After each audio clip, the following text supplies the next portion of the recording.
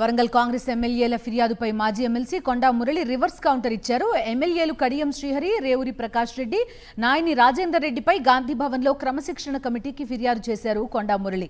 Station కన్పూర్లో Congress MLA అభ్యర్థి ఇందిరను ఇబ్బంది పెట్టడమే కాకుండా కాంగ్రెస్ కార్యకర్తలకు కడియం నష్టం చేస్తున్నారని కంప్లైంట్ ఇచ్చారు. పరకాలలో అక్రమ క్రషర్కు రేవూరి మద్దతు ఇస్తున్నారని ఫిర్యాదులో పేర్కొన్నారు. బీఆర్ఎస్ క్యాడర్కు రేవూరి సపోర్ట్ చేస్తున్నారని ఫిర్యాదు చేశారు.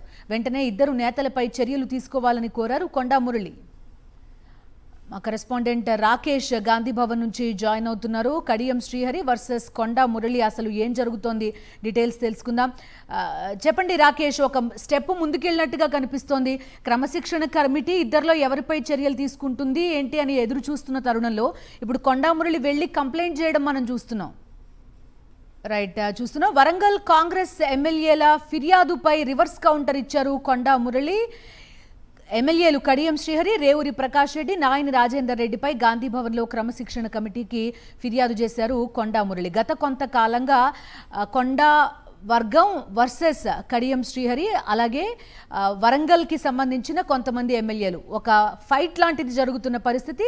ప్రస్తుతం ఈ అంశం కాంగ్రెస్ క్రమశిక్షణ కమిటీ ముందు కూడా ఉంది. కొండా మురళి గతంలో అటు కాంగ్రెస్ ఎమ్మెల్యేలతో పాటు కడియం శ్రీహరిపై కొన్ని కామెంట్స్ చేశారు. ఈ నేపథ్యంలో డైరెక్ట్గా ఇప్పుడు కొండా మురళి క్రమశిక్షణ కమిటీకి ఫిర్యాదు చేయడం అనేది చూస్తున్నాం. సో ఇదొక మరొక టర్న్ తీసుకున్న పరిస్థితి. ఇందులో ఎవరిపై చర్యలు తీసుకోబోతున్నారు, కొండా మురళి ఏమంటున్నారు, ఆయన ఎలాంటి ఫిర్యాదు చేశారు? రాకేష్ అడుగుదాం, లైవ్ లో జాయిన్ అవుతున్నారు. రాకేష్, ఏం జరుగుతోంది? కొండా మురళి కంప్లైంట్ చేసినట్టుగా తెలుస్తోంది. అసలు జిల్లాలో పరిస్థితులు ఏంటి? అంటే కడియం శ్రీహరి పైన కొండా మురళి కామెంట్స్ చేయడం ఇవన్నీ కూడా మనం చూసాం. అసలు ఏం జరుగుతోంది? క్రమశిక్షణ కమిటీ చర్యలు తీసుకుంటుందనే భావిస్తున్న టైంలో కొండా మురళి ఫిర్యాదు చేయడం కనిపిస్తోంది.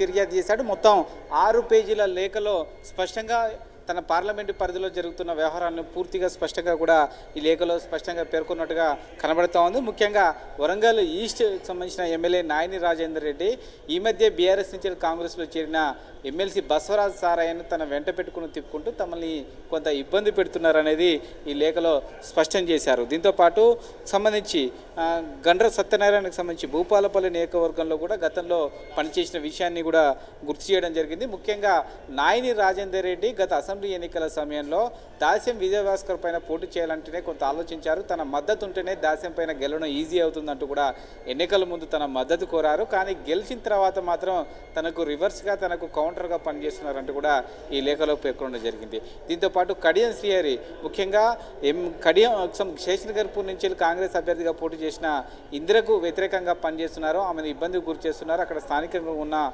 రాజకీయ నాయకుల్ని, కాంగ్రెస్ నాయకుల్ని ఇబ్బందికి గురి చేస్తున్నారు కడియం అంటూ కూడా ఈ ఫిర్యాదులో పేర్కొన్నారు. ముఖ్యంగా కొండా సురేఖ మంత్రి పదవి పోతుందని ప్రచారం చేయడంలో ఈ కడియం శ్రీహరి హస్తం కూడా ఉన్నట్టుగా ఈ లేఖల్లో పేర్కొనడం జరిగింది. ఇక రేవూరి ప్రకాష్ రెడ్డి తన స్థానిక నియోజకవర్గాన్ని వదిలి రేవూరి ప్రకాష్ రెడ్డికి టికెట్ ఇచ్చినప్పటికీ రేవూరి ప్రకాష్ రెడ్డి తమకు వ్యతిరేకంగా పనిచేస్తున్నారు, తమ వర్గానికి చెందిన వారిని ఇబ్బంది పెడుతున్నారు, అక్కడ క్రషర్ మిల్లులకు మద్దతుగా నిలుస్తూ బీఆర్ఎస్ పార్టీ వారికి మద్దతు ఇస్తున్నారు అనేది రేవూరి ప్రకాష్ రెడ్డి మీద ఫిర్యాదు చేయడం జరిగింది.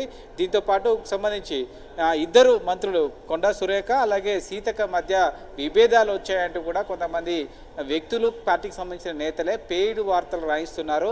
ఇది ఇద్దరి మధ్య గ్యాప్ తెచ్చే ప్రయత్నం చేస్తున్నారు. సీతక్కకు తమ వర్గం మధ్య ఎటువంటి విభేదాలు లేవు, ఇద్దరు మంత్రులు కూడా కలిసే పనిచేసుకుంటున్నారు, జిల్లా అభివృద్ధి కోసం కృషి చేస్తున్నారంటూ కూడా లేఖలో పేర్కొనడం జరిగింది. దీంతోపాటు వేం నరేందర్ రెడ్డి ప్రభుత్వ సీఎం సలహాదారుడు వేం నరేందర్ రెడ్డి పైన కూడా కొన్ని విమర్శలు చేసినట్టుగా కనబడతా ఉంది. ముఖ్యంగా మహబూబాబాద్ నియోజకవర్గం నుంచి గతంలో ఎమ్మెల్యేగా పనిచేసిన వేం నరేందర్ రెడ్డి ఆ తర్వాత డీలిమిటేషన్ భాగంగా ఆ నియోజకవర్గం సంబంధించి ఎస్టీ రిజర్వ్ అయింది.